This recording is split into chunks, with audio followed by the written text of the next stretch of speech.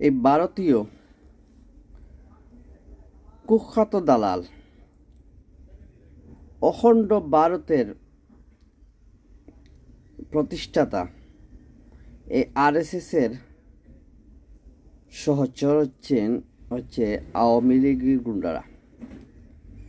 এই আওয়ামী লীগরা হচ্ছে ভারতের কুখ্যাত দালাল। এই আওয়ামী লীগের যে এই শেখ পরিবার, শেখ মুজিব বলেন আর শেখ হাসিনা বলেন আর জয় আর ওই জয়ের বোন ফুতুল, অথবা আপনি যদি দেখেন শেখ রেহেনাও তার আলে আওলাদ, কারণ তাদের কোনো পরিবার বা কারোর সাথে বাংলাদেশের ভেতরে কোনো জায়গায় আত্মীয় সম্পর্ক বা বৈবাহিক সম্পর্ক করে নাই, সব বাহিরে থেকে। ইহুদি আর না হয় খ্রিস্টান। জয় বিয়ে করছে খ্রিস্টান মেয়ে, চিলুকে একটা ইহুদি ছেলে কাছে বিয়ে দেওয়া হয়েছে। আবার দেখা গেছে ববিও করছে ইহুদি একটা মেয়ে অথবা খ্রিস্টান মেয়ে। আবার দেখা গেছে পুতুলকে বিয়ে দিয়েছে 71 কুখ্যাত রাজাকারের একটা ছেলের সাথে। তো এটাই তো প্রমাণিত যে আওয়ামী লীগ যে একটা স্বাধীনতা বিরোধী।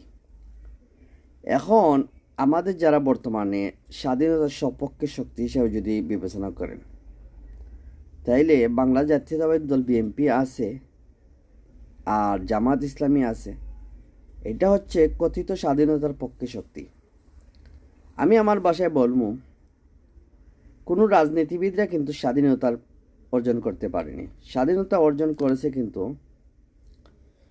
আমার দেশে কৃষক, আমার দেশের শ্রমিক, আমার দেশের ছাত্র জনতা এবং আমজনতা, যারা রিক্সার ড্রাইভার এইরকম যারা আছেন।